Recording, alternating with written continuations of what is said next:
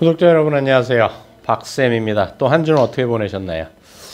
날이 이제 점점 무더워지고 있습니다. 더위에 먹을 거 없어도 더위는 드시지 마시고 모두 건강히 지내시면 좋겠습니다. 이번에 선정한 책은 호메시스라는 책인데요. 건강과 질병의 블랙박스. 그래서 호메시스 과연 사기꾼의 과학인가 라고 얘기를 하는 거예요. 근데 이제 이 저자가 또 대단한 분이신데 어쨌든 간에 이 호메시스라는 게 뭐냐면 이덕희라는 분인데 경북대학교 의과대학을 졸업한 후 현재 같은 대학 예방의학 교실 교수로 있다. 뭐 지금도 경북대 계시겠죠. 의대 모유잔혹사 뭐 이런 것도 지으신 분이고 의대 교수님이세요. 네, 이제 호메시스라는 개념이 뭐냐면 우리 인체에 독이 들어와도 괜찮은 농도 그거까지, 그러니까 어떤 나쁜 것이나 어떤 좋은 것이나 그 한계치라는 게 있지 않습니까? 그거를 이제 호메시스라고 해요. 예를 들어 우리가 독을 좀 먹었어도 그 안전치 이내에 독을 섭취하면 우리가 사망하지 않는다라는 그 양을 이제 호메시스라고 하거든요. 그래서 이제 건강과 질병의 블랙박스라고 이제 하는 건데, 과연 모든 것이 왜 요즘 이제 이런 문제들이 되는가?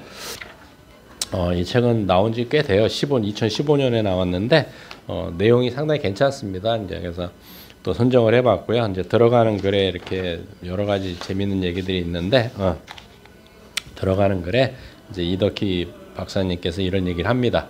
제가 전공하는 역학 분야뿐 아니라 수많은 연구들에 대한 근본적인 회의감이 날이 갈수록 더해갔습니다. 왜냐하면 사람들을 대상으로 하는 연구든 동물이나 세포를 가지고 하는 연구든 현재 이루어지고 있는 거의 모든 연구들은 아주 낮은 농도의 수많은 화학물질 혼합체에 대한 만성적인 노출이 우리 인체 내에 존재한다는 그 당연한 사실을 고려하지 않은 채로 진행되거든요. 이게 뭐냐면 칵테일 효과가 일어난다라는 거죠. 그래서 이거에 의문을 가지고 이제 이쪽으로 연구를 하신 거예요. 그래서 이 책은 총 이제 파트 1, 파트 2, 파트 3로 나눠져 있는데 이제 파트 1이 블랙박스를 찾다 그래서 지루한 일생 이제 쭉 얘기가 됩니다. 그래서 이제 책의 내용을 좀 설명을 이제 좀 해드릴게요. 이제 20페이지에 보게 되면 이런 얘기가 있어요. 왜 정상 범위 내에 GGT가 당뇨병을 예측할까라고 해요. 그러니까 혈중 GGT는 건강검진이나 진료를 받으러 병원을 찾으면 통상적으로 시행하는 간 기능 검사에 흔히 포함되는 검사 중 하나입니다. 검사 받기 전날 술을 마셨다면 여지없이 증가하고 간담독에 문제가 있는 사람에게서도 증가하는 그런 효소죠. GGT라는 효소를 의미하는 거예요. 그래서 GGT가 아주 낮은 사람들은 뚱뚱해도 나중에 별로 당뇨병이 생기지 않는다는 사실이었어요. 이 결과를 보는 순간 만약에 이것이 사실이라면 그 당시, 그리고 당연히 현재에도 대부분의 사람들이 믿고 있는 바와 달리 비만이 당뇨병의 실질적인 원인이 아닐 수도 있겠다. 정상 범위 내에 GGT를 증가시키는 뭔지 모를 요인이 당뇨병의 발생에 더 핵심적인 역할을 할 수도 있겠다라는 그 당시로서는 아주 파격적인 생각을 하게 되었죠.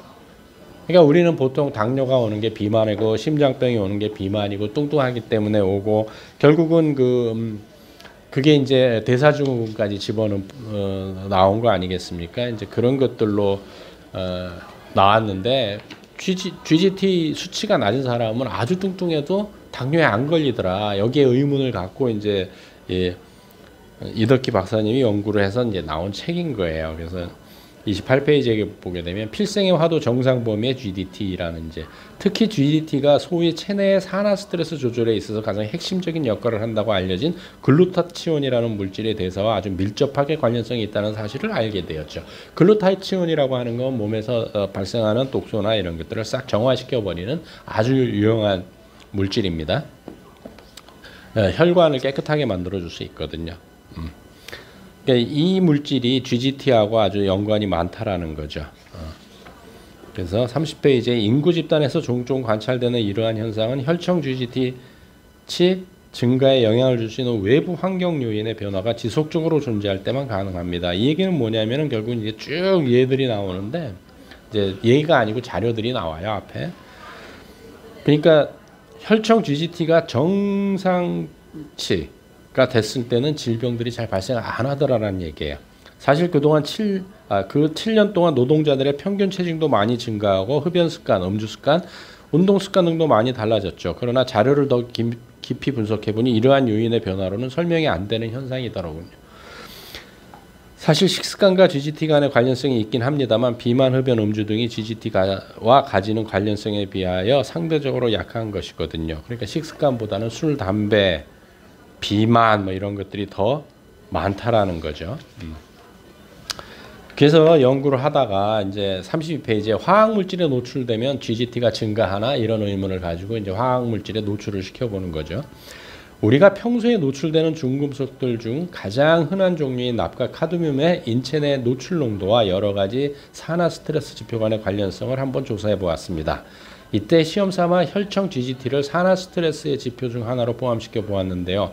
결과를 보고 아주 깜짝 놀랐습니다. 우리가 알고 있는 어떠한 산화 스트레스의 지표보다 혈청 GGT가 체내의 납 혹은 카드뮴 농도와 아주 깨끗한 관련성을 보이는 겁니다. 결국 뭐예요? 납이나 카드뮴 이런 농도가 높아질수록 GGT 수치가 높아졌다는 거죠.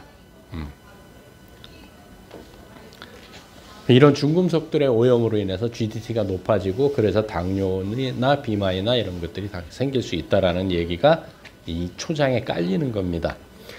화학물질의 노출로 인한 GGT의 증가는 화학물질이 가지는 어떠한 독성 때문에 나타나는 현상이 아니라 우리 신체가 화학물질에 노출되었을 때 이를 배출하기 위하여 정상적으로 작동하는 생리학적 기전에 의해서 나타나는 현상이라는 점입니다. 화학물질로 인한 GGT의 증가는 독성과는 아무 관계없는 일단 화학물질이 체내로 들어오면 이를 배출하기 위하여 작동하는 즉 이론적으로는 화학물질의 어떠한 농도에서도 나타나게 되는 신체의 반응이라는 것입니다. 이 가설이 맞다면 정상 범위 내에 GGT가 당뇨병을 비롯해 매우 다양한 만성질환을 예측한다는 역학 연구 결과가 시사하는 바는 이러한 허용 기준 이하의 수많은 화학물질에 대한 복합적인 노출이 절대로 안전하지 않은 정도가 아니라 사회가 서구화되면서 발생 위험이 증가하는 수많은 만성질환들의 핵심적인 원인일 가능성이 높다는 것입니다. 화학물질이요. 화학물질. 그래서 이제 35페이지에 범인의 몽타주 그래가지고 이런 GGT 수치를 증가시키는 원인들이 뭘까라고 이제 나오는 거죠. 그동안의 GGT에 대한 여러 연구 결과들을 고려할 때 가장 가능성이 있는 지노바이오틱스는 아래와 같은 조건을 충족시켜야 할 것이라고 생각합니다. 그러면 이제 지노바이오틱스라는 게 뭐냐면 우리 몸에서 만들어지지 않고 외부에서 만들어져 들어온 모든 물질을 통칭하는 용어가 지노바이오틱스입니다. 지노바이오틱스. 첫째, 음식이 주된 노출원일 것. 특히 육류 섭취와 관련성이 있을 것. 둘째, 비만 조직과 관련성이 있을 것. 셋째, 글루타치온이 대사에 관여할 것. 넷째, 혹시 직업적으로 고농도에 노출될 경우 혈청 GGT 증가가 보고되었을 것. 다섯째, 혹시 세포 실험이나 동물 실험 결과가 있다면 당뇨병 발생 기전과 연관성이 있을 것 등등 이런 조건을 세워놓고 이제 실험을 했다는 얘기예요. 그래서 2005년 11월에 바로 POPS라는 화학물질입니다. POPS는 영어의 약자고요. 우리말로는 잔류성 유기오염 물질이고요. POP에 대하여 설명 좀 드릴게요. 이 이름은 특정 화학물질을 지칭하는 용어가 아니고 공통적인 특성을 가진 수많은 화학물질들의 통칭입니다. 어떤 공통적인 특성이냐 하면 환경 내에서 자연적으로 잘 분해되지 않으면서 강력한 지용성을 가지고 생명체의 지방 조직에 축적되고 먹이사슬의 윗단계로 갈수록 농축되는 그런 특성입니다. POP가요. 화학물질인데 지용성이고 그러니까 기름에 잘 침투한다는 얘기고요. 먹이사슬 윗단계로 올라갈수록 농도가 높다라는 거죠. 그럼 최상위 포식자한테는 당연히 POP 수치가 높겠죠. 최상위 포식자는 누구예요? 인간이겠죠. 38페이지에 어릴 적에 그러니까 이제 이 박사님 어릴 적 예를 들어 본 거예요. 예를 들어 보면 저희 어릴 적에 이를 잡는다면서 머리에 뿌려대던 DDT 같은 유기염소 농약 종류들, 산업장에서 윤활제, 절연제 등의 목적으로 많이 사용되었던 PCB 종류들, 월남전에서 사용된 고엽제에 포함되어 있다는 다이옥신 등이 여기에 속합니다. 전설의 POP 종류는 일단 여기 다 복수형이에요. 예, 한 가지 특정 물질을 얘기하는 게 아니고 같은 성질을 가진 걸 묶었기 때문에 여기 영어 단어에는 다 복수를 쓰고 있습니다. 전설의 POP 종류는 일단 인체 내로 들어오면 우리 몸이 재빨리 처리를 못 해냅니다.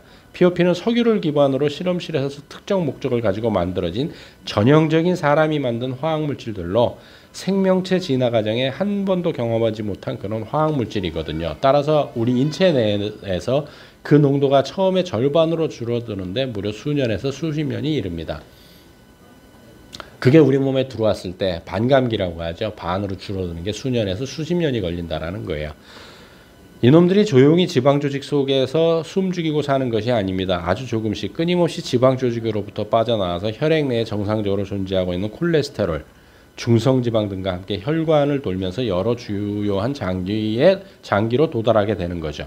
특히 이 POP 물질이 강력한 지용성이라는 점이 세포막을 아주 쉽게 통과하여 세포 내로 침투하는데 매우 결정적인 역할을 하게 됩니다. 이게 키포인트예요. 세포막도 지단백이거든요. 지단백. 그러니까 이게 쉽게 지용성이기 때문에 침투한다는 얘기죠. 40페이지에 보면 도둑맞은 미래라는 이제 침묵의 봄 얘기도 나오고 도둑맞은 미래라는 테오 콜반이 쓴 도둑맞은 미래라는 책을 보면 이런 충격적인 단락이 나옵니다.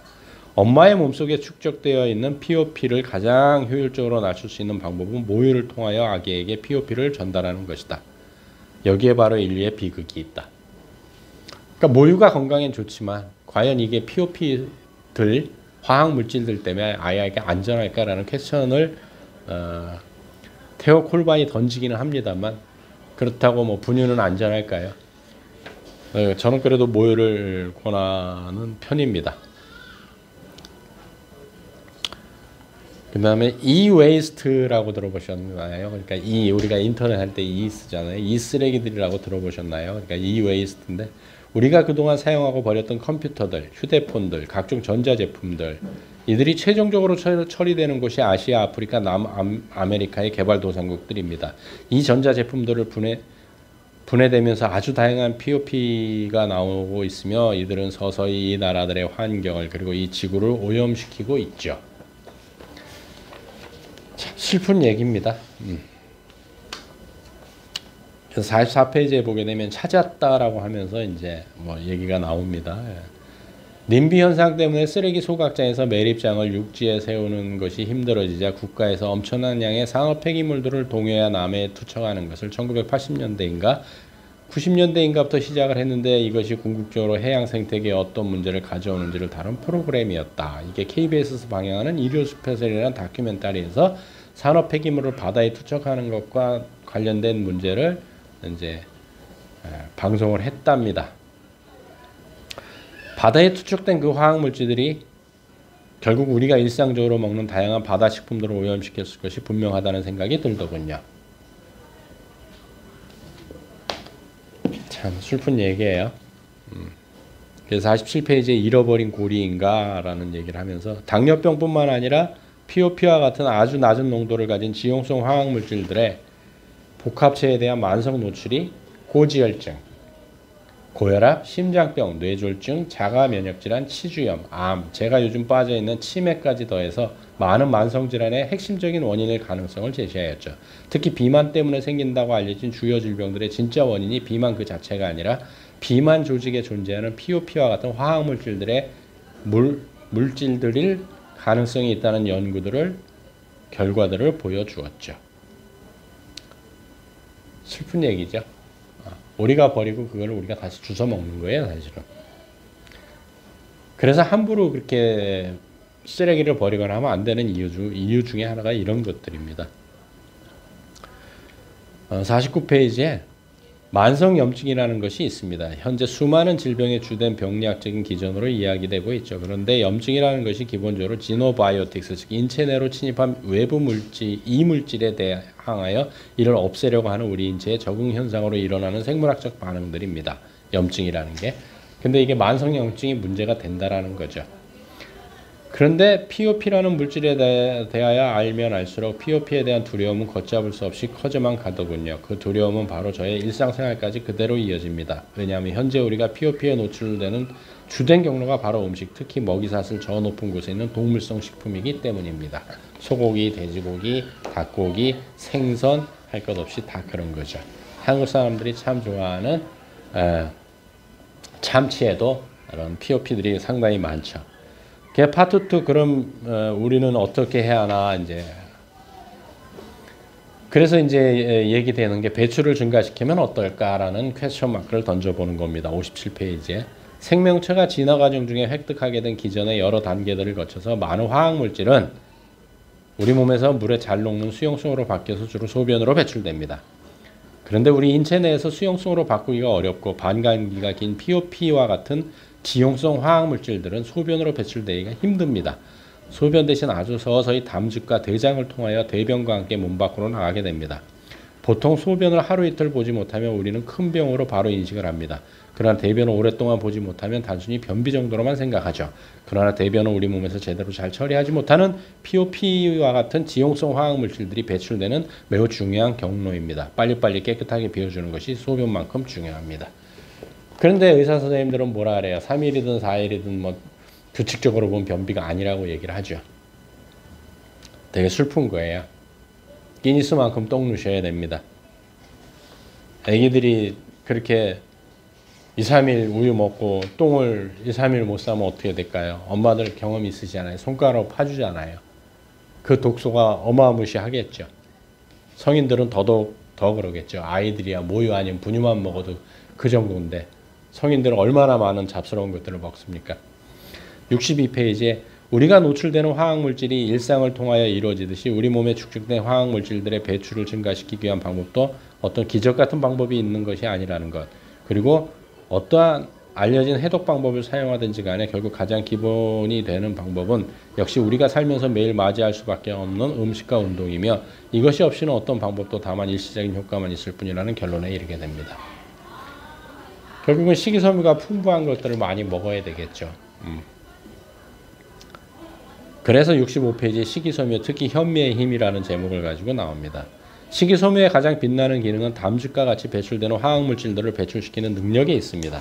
식물성 식품 안에만 포함되어 있는 식이섬유는 담즙과 함께 배출되는 POP를 흡수하여 대변으로 배출시키는 데 매우 효과적인 성분으로 그 효능이 오래전에 입증된 바 있습니다.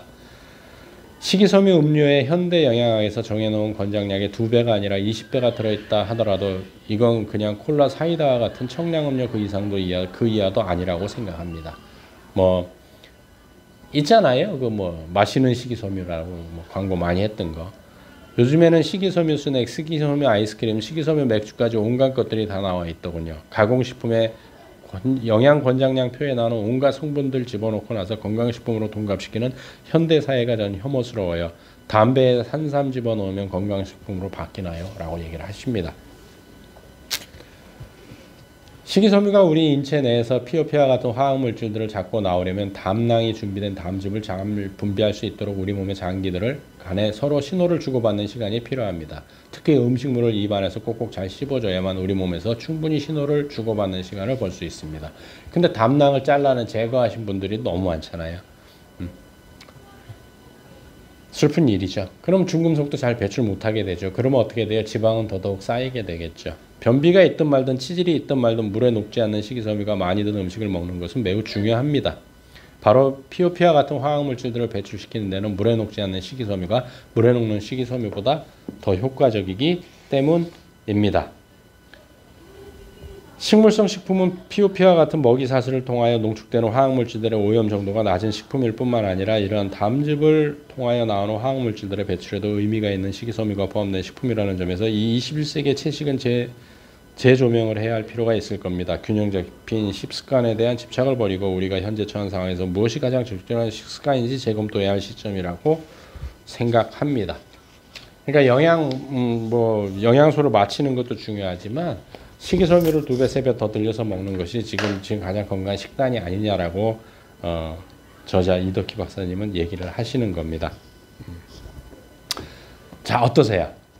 맨날 백미만 드실 게 아니고 좀 한번 바꿔보십시오. 그런 것도 좀 바꿔보시고 또 그래서 건강한 또 한 주를 보내고 다음 주에 뵙도록 하겠습니다. 수고하셨습니다.